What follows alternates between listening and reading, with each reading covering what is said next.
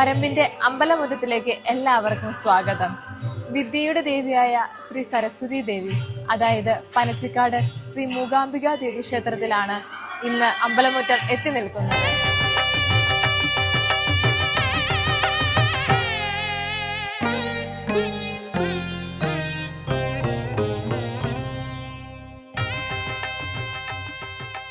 മറ്റു ക്ഷേത്രങ്ങളെ അപേക്ഷിച്ച് വിദ്യാരംഭ സമയങ്ങളിൽ മാത്രം സരസ്വതി പൂജ നടത്തുന്നുവെങ്കിൽ പനച്ചിക്കാട് ശ്രീ സരസ്വതി ക്ഷേത്രത്തിൽ സദാസമയവും സരസ്വതി കടാക്ഷം നിറകൊള്ളുന്നു.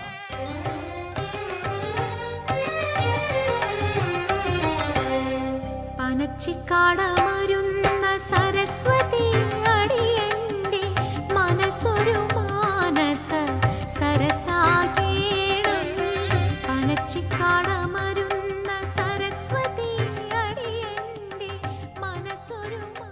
ദക്ഷിണ കേരളത്തിലെ കോട്ടയത്തിൽ നിന്നും ഏകദേശം 11 കിലോമീറ്റർ മാറിയാണ് കുടജാത്രിയെ അനുസ്മരിപ്പിക്കുന്ന ശ്രീ പനച്ചിക്കാട് മൂകാംബിക ദേവി ക്ഷേത്രം സ്ഥിതി ചെയ്യുന്നത്.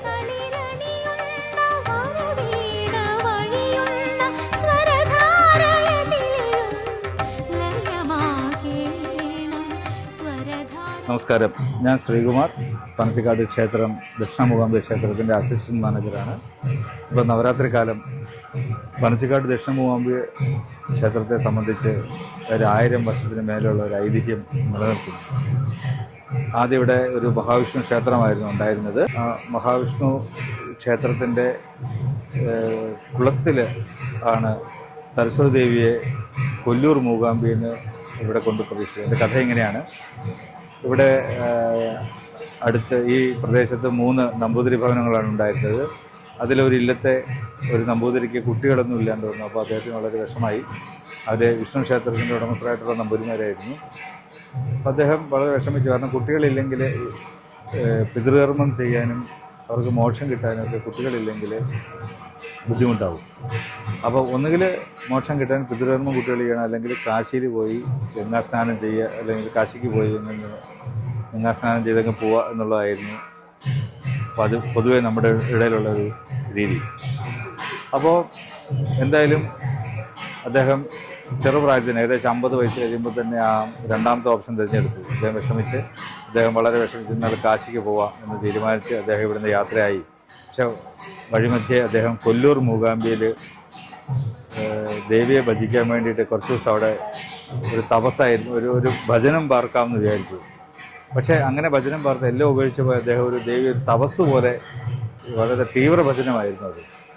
അപ്പം ദേവി അദ്ദേഹത്തിൽ പ്രത്യക്ഷപ്പെട്ട് ദേവി പറഞ്ഞു, അങ്ങ് വിഷമിക്കേണ്ട, അങ്ങയുടെ അടുത്ത ഇനിയൊരു ഇല്ലത്ത് 2 ഉണ്ണികളുണ്ടാവും, അതിലൊരാളെ ചോദിച്ചാൽ തരും. ഒരു ടിൻസ് ഉണ്ടാവും, അതിലൊരാളെ ചോദിച്ചു. അങ്ങനെ ദത്തെടുത്ത കുടുംബം നിലനിർത്തിക്കോളും, അങ്ങ് തിരിച്ചു പോകണം, അങ്ങയുടെ ഇല്ലത്തിലുള്ളവരൊക്കെ വളരെ വിഷമിച്ചിരിക്കുകയാണ് എന്ന് പറഞ്ഞു. അങ്ങനെ അദ്ദേഹം വേഗം സന്തോഷത്തോടുകൂടി തിരിച്ചു വന്ന് അടുത്ത ഇല്ലത്ത് പോയി ചോദിച്ചപ്പോൾ അങ്ങനെ അവിടെ ഒരു അന്തർജനം വിശേഷമായിട്ടുണ്ട്, 2 ഉണ്ണികൾ ഉണ്ടാകുകയാണെങ്കിൽ ഒരാളെ തരാം എന്ന് പറയുകയും ചെയ്തു. വളരെ സന്തോഷത്തോടുകൂടി അദ്ദേഹം ഭഗവാനെ പൂജിക്കാൻ വേണ്ടി വിഷ്ണു ക്ഷേത്രത്തിൻ്റെ കുളമായിരുന്നു ഇത്.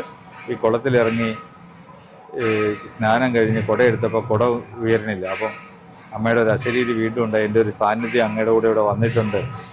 ഈ കുളത്തിനുള്ളിൽ ഒരു വനദുർഗയുടെ ബിംബമുണ്ട്, ആ വനദുർഗയുടെ ബിംബത്തിൽ എൻ്റെ ചൈതന്യം പ്രതിഷ്ഠിക്കണം. അങ്ങനെ ആ മൂലബിംബത്തിൽ വനദുർഗയുടെ ബിംബത്തിൽ ദേവീ ചൈതന്യം കൂടി ആയപ്പോൾ 10 മടങ്ങ് ശക്തിയായി. അപ്പോൾ സാധാരണക്കാർക്ക് ഉണ്ടാക്കാൻ വേറൊരു ബിംബം കൂടി ഉണ്ടാക്കി വെച്ച് പൂജിക്കാൻ ദേവി പറഞ്ഞ ബിംബത്തിലാണ് ഇപ്പോൾ പൂജയൊക്കെ ചെയ്യുന്നത്. മൂലബിംബത്തിൽ പൂജ അഭിഷേകം ഇല്ലാണ്ടായപ്പോൾ അത് കാട് വന്ന് മൂടിപ്പോയതാണ്. ഇതാണ് ദേവിയുടെ ഇവിടെ സരസ്വതി ദേവിയുടെ ഇവിടെ വന്നതിൻ്റെയും ദക്ഷിണ മൂകാംബിക എന്നറിയപ്പെടുന്നതിൻ്റെ ഐതിഹ്യം.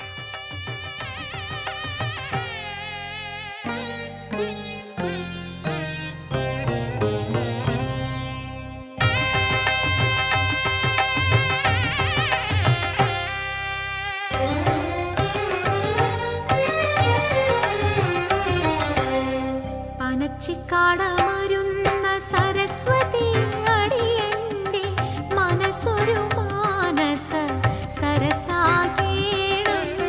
പനച്ചിക്കാടമരുന്ന സരസ്വതി അടിയന്റെ മനസ്സൊരു മാനസ സരസാകേണം.